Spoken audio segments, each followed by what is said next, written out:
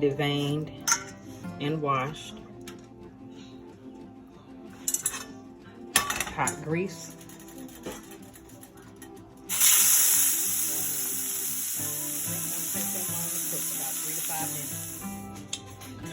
Get you a couple of nice sized pieces of green onion from the yard. Alright, I got me 2 eggs. And as usual with our eggs, I'm gonna put in me a sprinkle of Himalayan salt. Put in some pepper.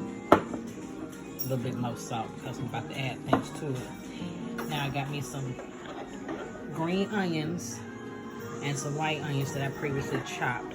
We don't have bean sprouts, so we are going to do the onion, and we're going to take these onions and pour them into the egg. Okay, just that around with the eggs a little bit. This is going to end up making about 4 to 6 egg foo young patties. I'm not trying to feed the whole neighborhood. I'm just trying to make dinner.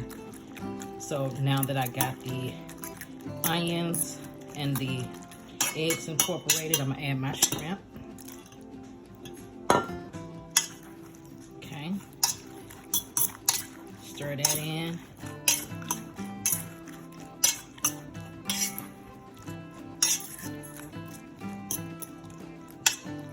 This egg foo young, I'm gonna put some soy sauce.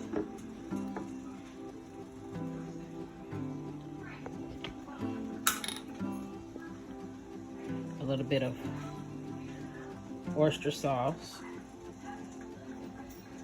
A little bit goes a long way. And then, oh, I can't get the top off. You need a little flour for binding. You don't need a whole lot, about 1/4 of a cup, I would say. Not even that much, really. You just need just enough flour in there so that everything holds together.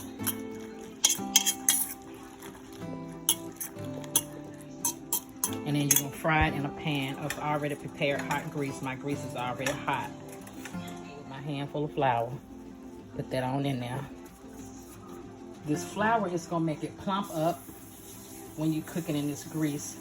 And then it also is good for holding everything together so that it stays bound. Now when you cook an egg foo young, once you start stirring, eggs and all these vegetables are gonna liquefy real fast, so you gotta be quick. So I'm about to stir this, and as soon as I stir it, I'm gonna go ahead and start dropping it in my pan. And to make sure that I'm dropping it appropriately, I am going to use a ladle. When you add your egg foo young to the hot grease, make sure that you are staying close to the edge of the pan. And don't overcrowd your pan. Make sure it's got enough room to spread out. If you got to do it more than one time, then do it more than one time. But you do not want to overcrowd. Okay. I'm gonna let these cook on one side for a couple of minutes until it starts to bubble a little bit like a pancake. The egg foo patties are done. The egg foo young patties are done. That's 4 and one little teeny tiny one on the plate. I could have possibly made it 1, but it started breaking on me, so I just separated it and let it do what it do. Now, we ain't wasting nothing, okay? So we ain't even gonna wash out this pan. We're gonna leave the droppings in there.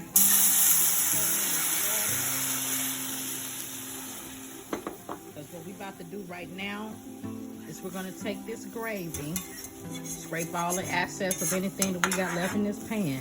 We're gonna let this water come to a boil. We're gonna drain this rice, because by the time we get done making this gravy, this rice is going to be good to go. And yes, I'm using the same silverware. Now we're about to get ready to make our gravy for our egg foo young. According to my husband, that's the most important part of the whole meal. Now, my water is hot. I'm only working with about 1/2 cup. Here go my cornstarch with my oyster sauce and soy sauce. And I'm gonna pour that right into that hot liquid. Put that in the dishwasher in a second. Now, gonna move it around in the pan just a little bit.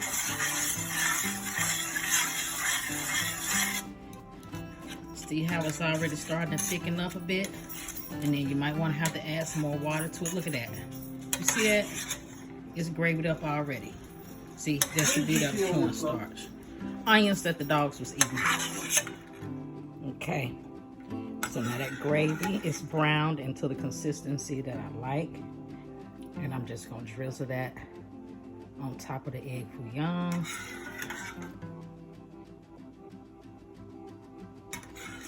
He loves his gravy, so I'm gonna put it on his rice. And then I'm gonna top this with a little bit of the green onion. And that's gonna be dinner, y'all.